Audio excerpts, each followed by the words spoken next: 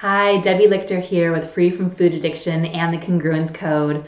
Okay, so I am really passionate about this topic today. How to stop people pleasing. The one thing that you need to stop doing so that you can shift out of that self-sabotaging pattern, because I know from personal experience how debilitating it is when we are totally caught up with trying to get things right and making other people happy and not doing the things that we know we need to do and overextending ourselves. It can make us resentful. It can make us irritable. I know for me personally, it always set me up to want to go and eat or sabotage in some other kind of way. And so I am super committed to supporting you with how to get out of that pattern.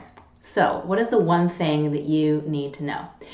So, the one thing that you need to know right now is that you need to, if you are somebody who relates to trying to get things right, trying to be perfect, people pleasing, sometimes pretending or being inauthentic, struggling with a lot of self-doubt, really looking to others, being really concerned with what others think about you, noticing yourself holding back and not putting yourself out there because of what others might say. If you notice yourself in any of those patterns, then it's highly likely that you are caught up with what I call the external feedback loop.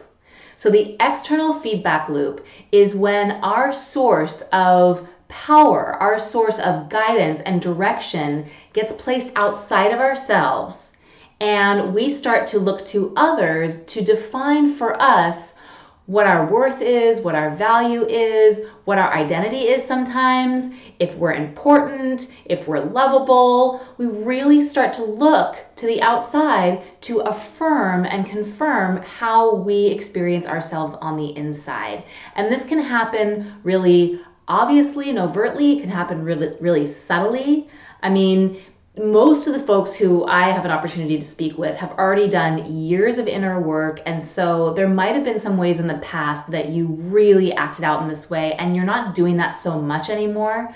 But there's some more nuanced and subtle ways that it still does show up. And essentially, if we are always wanting to move into that next level of freedom, to move into that next level of authenticity so we can just be all of ourselves and just put ourselves out there, shine our light, help people that we're here to help, then, it always is interesting and it's inspiring to be like, okay, well, gosh, where can I try on this? Where can I expand? Where can I open up? And what things can I do to shift out of some of those patterns that are keeping me stuck and come into a deeper experience of the fullness of who I am? So if that is something that you want to know more about, then here it is. So it's from moving from the external feedback loop to your inner guidance system. So what is your inner guidance system? So your inner guidance system is really a culmination of the wisdom that comes from you, that comes to you, and that comes through you. It's a combination of your gut instinct and your intuition and the divine inspiration that moves through you, and all of that guides you and supports you and has you feeling protected and connected as you move throughout your day, and you get directed so that you're not sitting there in feeling doubt and looking to the outside and not, second guessing yourself, but you're really truly able to just be you in each moment.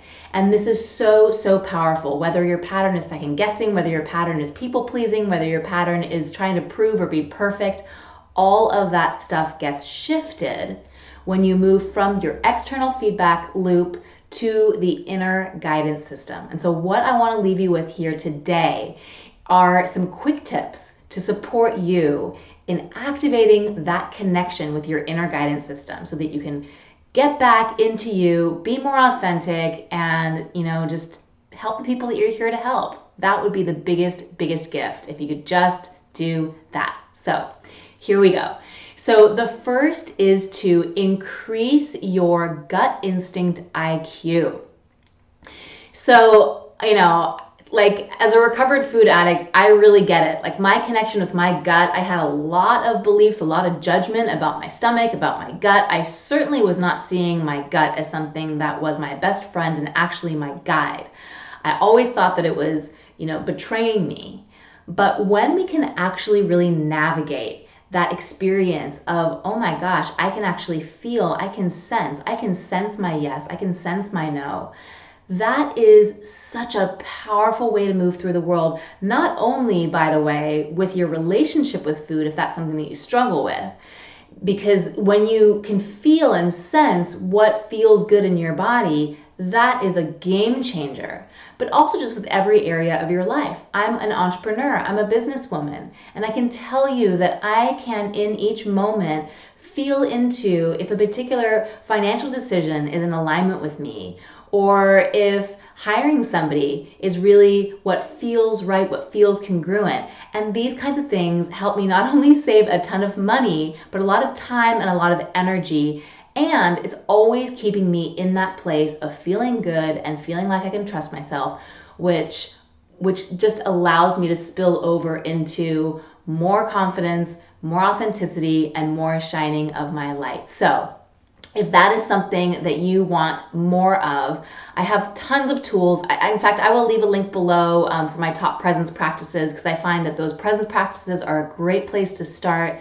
But also, it's really great for you just to start to connect in with your gut and ask yourself a question. You can just start to test this out. Ask yourself a question and notice how it feels. Does it feel expansive? Does it feel contracting? And here's the key, is that sometimes it feels scary, but expansive at the same time. So something might not always feel comfortable, but you know deep down that it's expansive. That is your gut instinct talking to you. I will leave you another link below, because I have a blog that I created called Fear or Truth, How to Know What Your Gut Instinct is Telling You. And I want you to have that tool, because I think there's like 14 or 16 different ways that you can start to tell. And that will really, really support you if you are someone who feels like you need to increase your gut IQ. Okay, that's number one. Number two is to ground and connect into you. So this is so important, because when we are caught up in the external feedback loop, it's literally like our energy is spilling forward. We're sometimes even like off balance with inside of ourselves. And that can happen physiologically, like the weight of our body can literally be like on the front of our, like the balls of our feet, almost like if we were wearing high heels. Not that your heel's lifted, but the weight of your body's on the balls of your feet instead of kind of grounded and planted into the center of yourself. It can happen energetically, that we're reacting to the world around us. It can happen in lots of different ways. And so cultivating a regular practice of being able to ground and connect and to really root into a deeper experience of you is so, so important and so, so big. Again, those presence practices, that download will give you some tools to be able to do that. And I really, really highly recommend that. I also have some videos on this channel that actually guide you through a grounding. So I will search those out. I will leave those links below too, so that you can find those if that is something that you want. And the last tool that I want to leave with you here today is to take more quiet reflection and connection time. So you might call that meditation, you might call that journaling time, whatever you call that.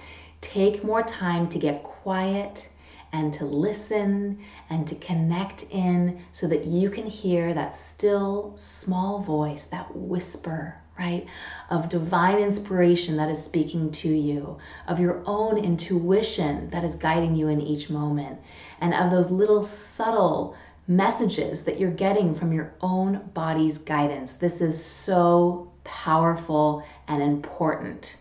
So I hope that those tools helped you. Again, connecting to your inner guidance system is where it is all at. And I will leave you with this. I know I said I'm going to leave a lot of links below. I don't want to overwhelm you, but there is a blog that I just put together called How to Feel Free and Live Authentically, and this would be such an incredible tool for you. I will leave that link below as well so that you can check that out. It's got a lot of tools for you, a lot of great information, and 3 really simple steps that you can start doing right away to get connected to that inner guidance system and be authentically all of you. So there you have it. Thank you so much for taking this time out and spending it with me. If you like this video, please give it a thumbs up and definitely subscribe. Every Wednesday, I share with you fresh new videos, and I would love for you to be the first to find out about them. Bye for now.